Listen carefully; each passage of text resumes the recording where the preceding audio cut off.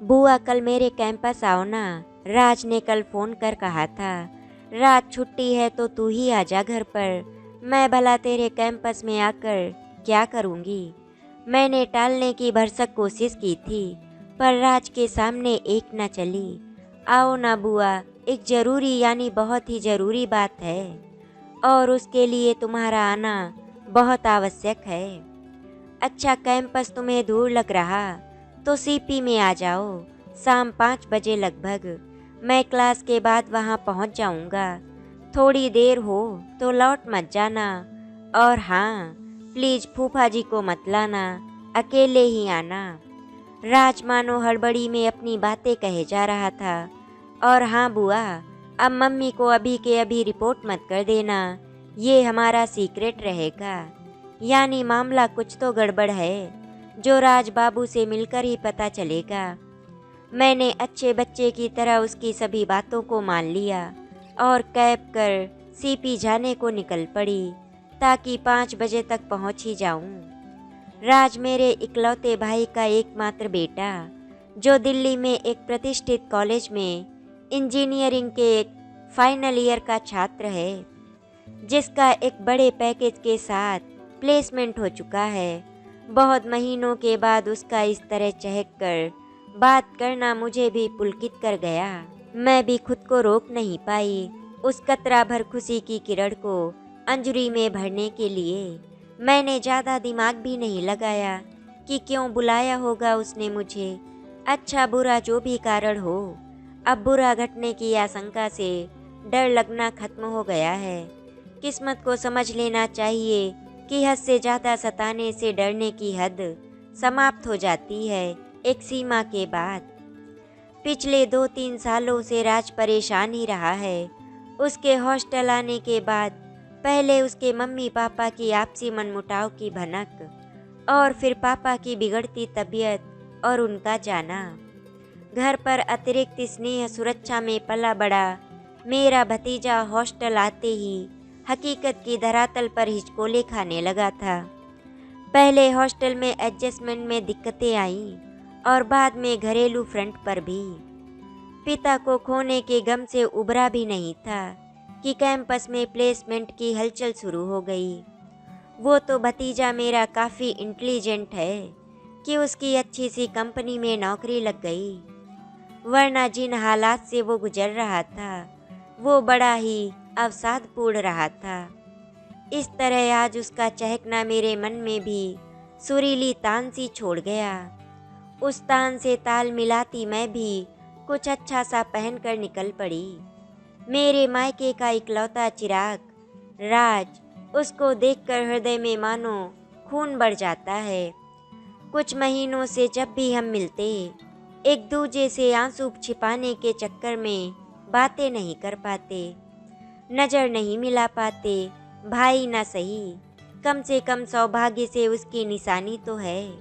मन में मैं सोच रही थी कि आज राज से कार्तिक की कोई बात नहीं करूँगी, पर कार्तिक तो हर वक्त मेरे मन पर कब्जा किए हुए है। भूलने या याद रखने जैसी कोई गुंजाइश शेष ही नहीं है।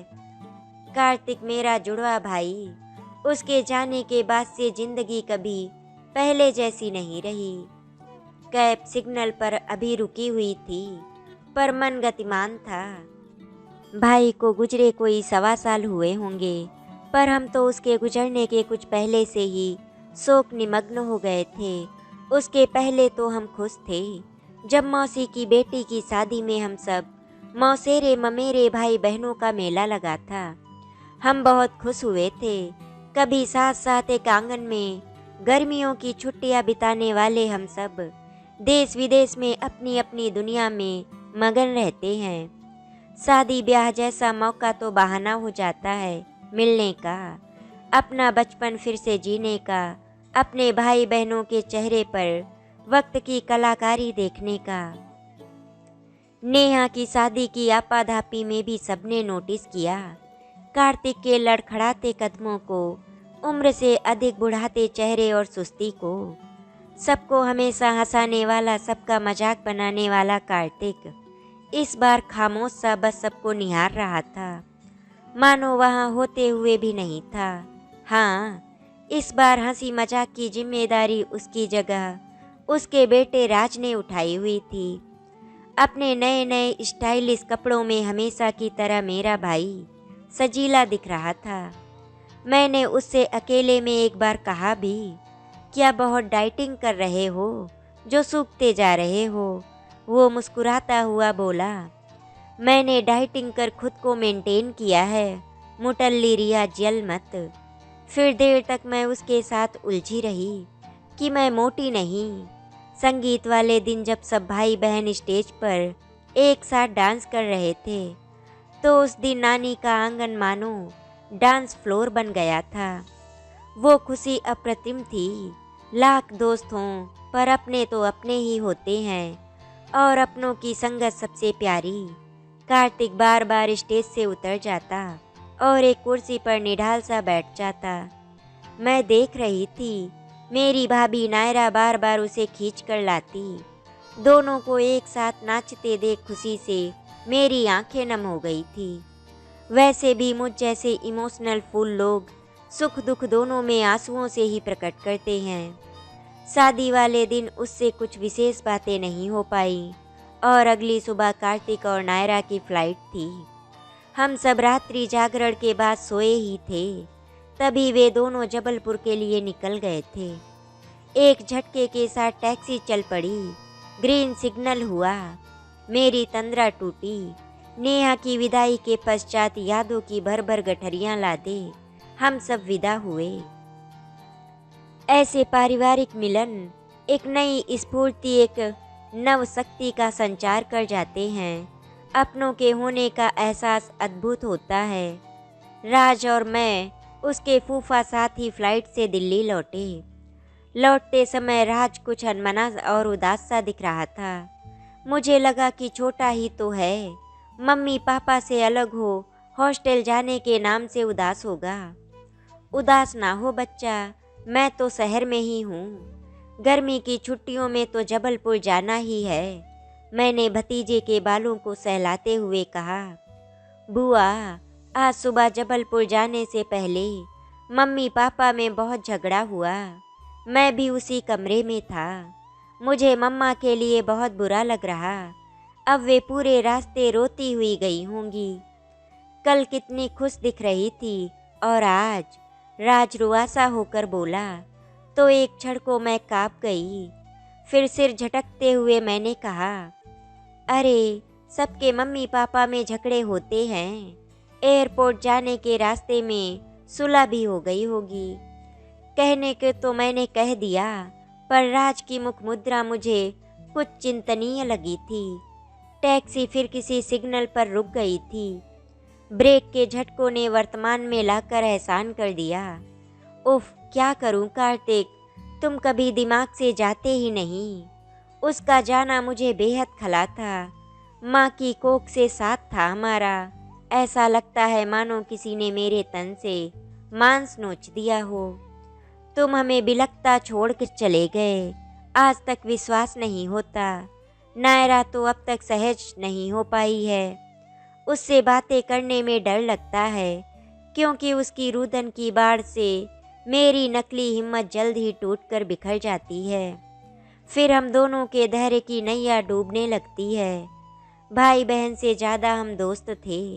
नेहा की शादी से लौटने के कुछ दिनों के बाद से कार्तिक की तबीयत खराब होने की खबर आने लगी थी। नायरा हर दिन बताती कि कार्तिक की भूख खत्म हो गई है, बुखार जा ही नहीं रहा। फिर एक दिन मेरे पति ने फ़ोन पर लगभग डांटते हुए कहा, अब जबलपुर रहने की कोई ज़रूरत नहीं, दिल्ली आकर ढंग से पूरा चेकअप करवा लो। तब जाकर दोनों दिल्ली आए। आते ही उसने एक अस्पताल में खुद अपनी मर्जी से भर्ती ले लिया। उसके जीजा ने कहा भी कि इससे बेहतर और कई अस्पताल हैं। ये अस्पताल तो महिलाओं की बीमारियों के लिए प्रसिद्ध है। कार्तिक का तर्क था कि अभी ये भी नहीं पता कि बीमारी है भी या नहीं, क्या बीमारी है और क्या नहीं। जांच में जो निकलेगा उसी हिसाब से दूसरे अस्पताल में चले जाएंगे। कार्तिक का शरीर और मुरझा गया था। उसकी बेचैनी असहनीय थी। अचानक मौसम बदल गया। वसंत के बाद अब पतझड़ आ चुका था। अभी महीना नहीं हुआ था जब हम सब शादी में खुशियों से सराबोर थे। सच, वक्त से ज़्यादा चंचल कोई नहीं। पल भर में दुनिया पलट जाती है। हम सब कार्तिक को थामने की कोशिश में लगे थे और वो हाथ छुड़ाने की। डॉक्टर जांच पर जांच कर रहे थे, पर रोग की जड़ लापता थी। नायरा कैबिन के कोने में बैठ रोती ही रहती। उसकी बीमारी की खबर सुन एक एक कर अपने सगे फिर मिलने आने लगे। वही जिनके मुस्कुराते चेहरे को दिल में समेटे शादी समारोह से वापस लौटी थी। पर इस बार सबके चेहरे गमगीन थे। कार्तिक भी याद कर कर कर सभी को फोन पर मिलने बुला रहा था। सबके हाथ थाम रोता, छोटों को कुछ सलाह देता, बड़ों से आशीर्वाद मांगता। तुम दोनों माँ बेटा अब देख लो कैसे रहना है, मैं तो अब चला। कार्तिक नायरा को कहता रहता। मुझे उसकी इन फालतू की बातों पर बहुत गुस्सा आता और मैं उसको डांटती। जब कुछ हुआ ही नहीं है तो फिर मरने की बात क्यों करना। कार्तिक, तुम मेरी भाभी को बहुत सताते हो, मैं आंसू भरी आंखों से तरेलती हुई कहती। हॉस्पिटल में एडमिट होने के बाद उसके स्वास्थ्य में और तेजी से गिरावट दर्ज होने लगी।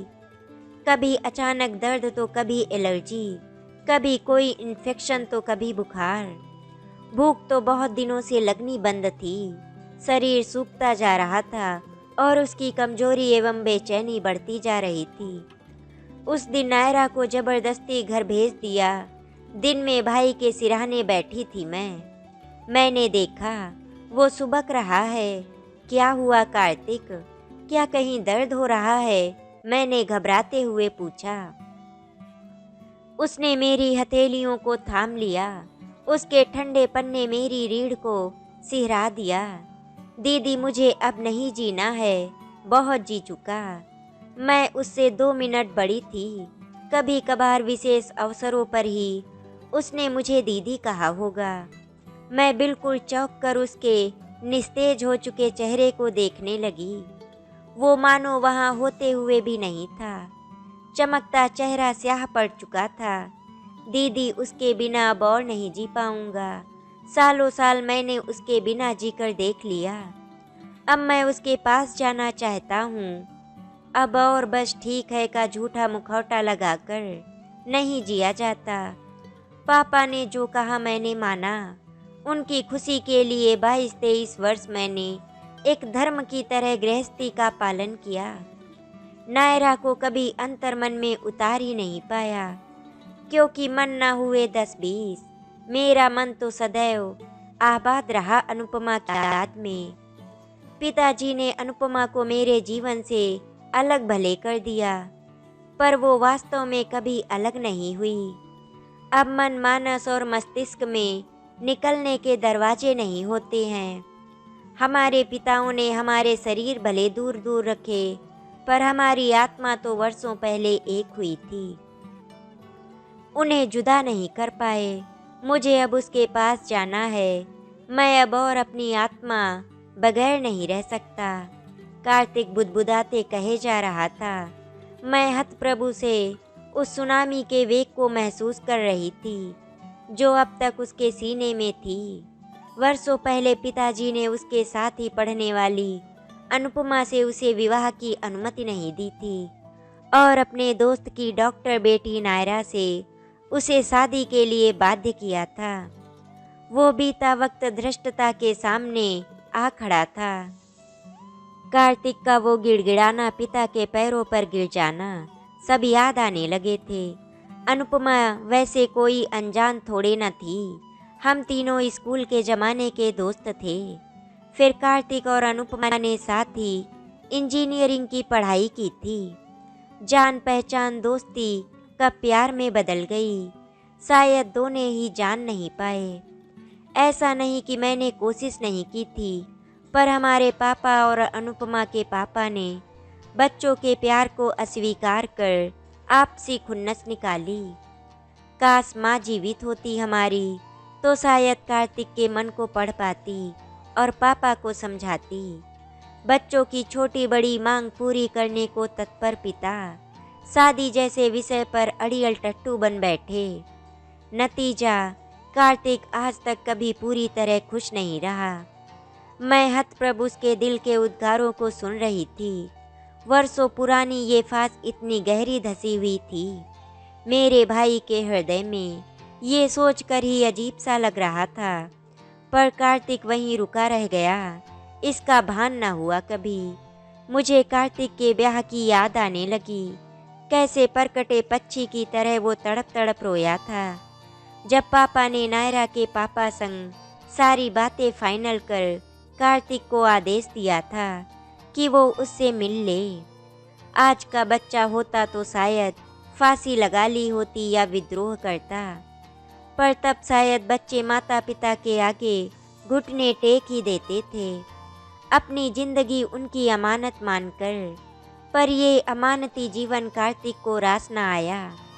इतने सालों बाद ये सच्चाई बड़ी क्रूरता से आंखें चार कर रही थी। नायरा विदा होकर घर आ गई थी। बगल के कमरे में रोते कार्तिक संग मैंने अनुपमा के सारे फोटो जलाए थे जो उसके एल्बम में थे। साथ ही जला दी थी मैंने वो चिट्ठियाँ जो कार्तिक ने मुझे लिखी थी जब पापा उसकी बातें नहीं सुन रहे थे। उसने अपनी दिल की बातें तब मुझसे शेयर की थी। वे चिट्ठियाँ नहीं, दस्तावेज थे उसके और अनुपमा के स्नेह बंधन का। कितने वर्ष तक दोनों ने अपनी भावनाओं को उजागर नहीं होने दिया था। शायद शुरुआत में वे भी बेखबर ही रहे थे अपनी भावनाओं से। जब नौकरी की शुरुआत हुई तो दोनों ने खुद को एक ही नाव में पाया और प्रेम को महसूस किया दोनों ने। पर पिताजी ने एक बचकानी हरकत समझ उसके प्रेम अंकुरण का विच्छेदन कर दिया था। उसकी जड़ें इतनी गहरी फैली हुई थी उन दो दिलों में जिसका उन्हें पता ही नहीं हुआ। हिंदी फिल्मों की तरह शादी हो गई, सब ठीक हो गया, हम सब आगे बढ़ चुके थे।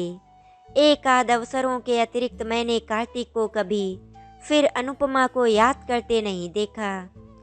कार्तिक की शादी के बाद उसी वर्ष अनुपमा भी दुल्हन बन विदा हो गई थी। सबने मान लिया कि जीवन ढर्रे पर आ गया। देखा जाए तो सब खुश तो थे ही। फिर एक दिन कार्तिक ने फ़ोन पर पूछा, क्या सचमुच अनुपमा नहीं रही? एक लंबी चुप्पी पसरी रही।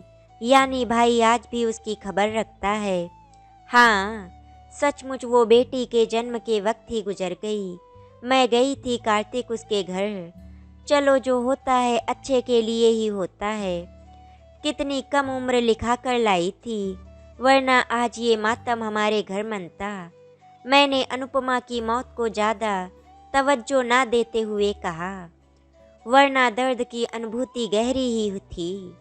मौत कभी अच्छी नहीं होती, गंभीर स्वर में उसने कहा था।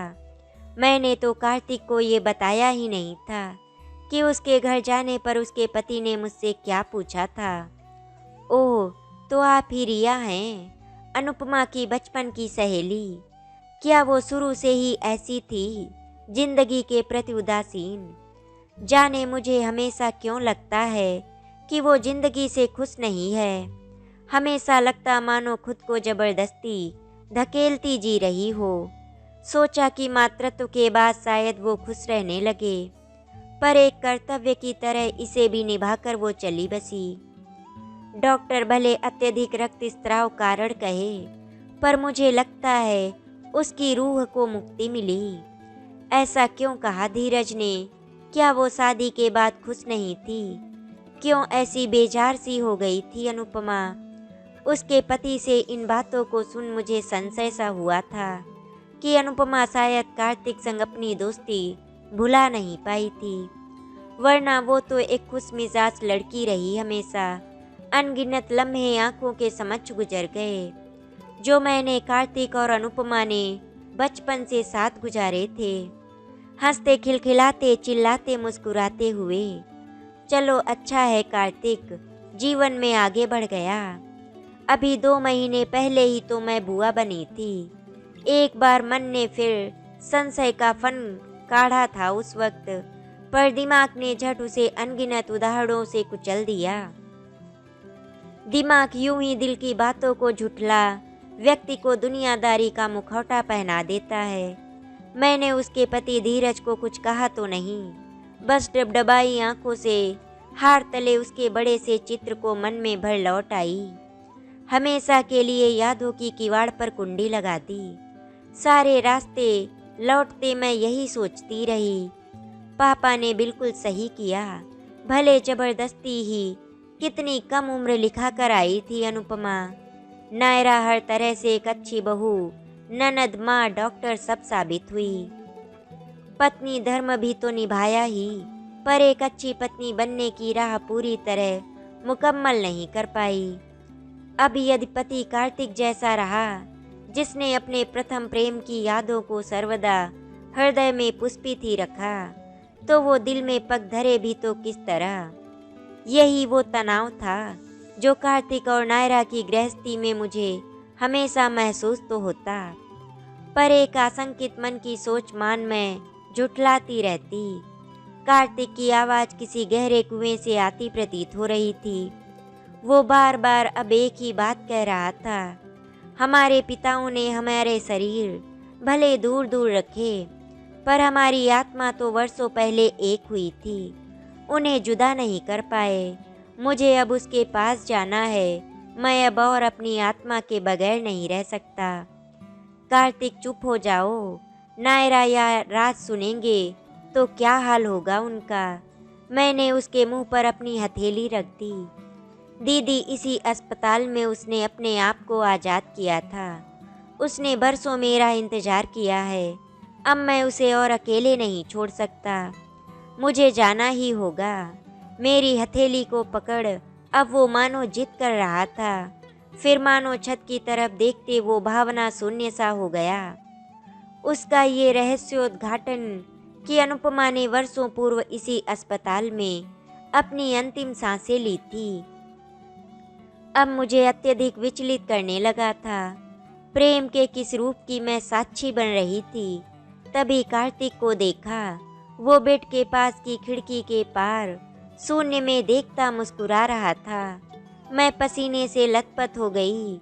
उसकी वो सुकून भरी तल्लीनता मेरे मन के भय को फड़फड़ाने लगी। मैंने झट से पर्दा सरका दिया खिड़की का, पर प्राण को बंद खिड़की या दरवाजे से निकलते थोड़े न रोका जा सकता है। फिर यहाँ तो मैंने सिर्फ पर्दा ही सरकाया था। मैडम 424 हुए। टैक्सी वाले की आवाज़ ने मुझे अतीत से वर्तमान में बुला लिया। मैं कुछ पहले ही पहुँच गई थी। एक कॉफ़ी का ऑर्डर कर राज का इंतज़ार करने लगी। आसपास नज़र घुमाई। सब खुद में तल्लीन। हंसी मजाक की आवाज़ें बड़ी अच्छी लग रही थी। जी कर रहा था मैं भी ऐसे हंसती, ठहाके लगाती, पर अब तो मानो खुशी गुनाह हो गई थी। पहले जैसे सार्वजनिक जगहों पर अपरिचितों का चेहरा पढ़ना, उनके बारे में अनुमान लगाना मेरा फेवरेट टाइम पास हुआ करता था।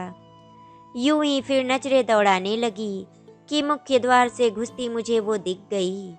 वही कदकाठी रंग रूप, बस बाल घुंघराले, पर उम्र भी वही कैसे। मैं अपनी पगलाती नजरों को वहाँ से फेर दूसरी तरफ देखने का प्रयास करने लगी। आंखें तो घूम गई अच्छे बच्चों की तरह बात मानकर, पर दिल वहीं अटका रह गया। क्या पुनर्जन्म सच्चाई है, या वो थ्योरी सच है कि दुनिया में एक जैसे चेहरे के 7 लोग पाए जाते हैं। अब बुद्धि को बेवजह विचरण करते छोड़ मैं ठंडी होती कॉफ़ी पर निगाहें टिकाने की कोशिश करने लगी। उफ, मेरे आंसुओं ने उन्हें अब तक नमकीन बना दिया था। जिंदगी से मिठास ही मानो चली गई है। सोचते हुए मैंने 1 क्यूब चीनी और डाल ली। बुआ, ज़्यादा चीनी सेहत के लिए ठीक नहीं, कहते हुए राज ने पीछे से मेरे गले में बाहों का हार पहना दिया। ये देखो, मेरे पापा की बहन, उनकी जुड़वा बहन। बस मूंछ की कमी है, वरना ये हूबहू उनकी तरह ही दिखाई देती हैं। राज ने ये बातें किससे कही, ये देखने के लिए निगाह उठाई तो पाया कि वो वही है जिसे दरवाजे पर खड़ा देखा था। यादों पर लगी कुंडी खुल चुकी थी। आखिरी बार जिसकी तस्वीर हार तले देखी थी वो साक्षात सामने थी। कॉफ़ी का कप हाथ से छूट गया और मैं थरथराने सी लगी। बुआ, अब इतना ओवर रिएक्ट मत करो। मैंने शादी नहीं कर ली है, अभी करनी भी नहीं है। बस कोमल को तुमसे मिलवाना था। राज हंसते हुए उसका परिचय बता रहा था और मैं अनुपमा की कोमल से मिलकर एक बार फिर अतीत के गलियारों में गुम हो चुकी थी। आशा करती हूँ आपको हमारी कहानी अच्छी लगी होगी। अगर आपको हमारी कहानी अच्छी लगी तो वीडियो को लाइक एंड शेयर करें, चैनल को सब्सक्राइब करें। वीडियो देखने के लिए आपका धन्यवाद।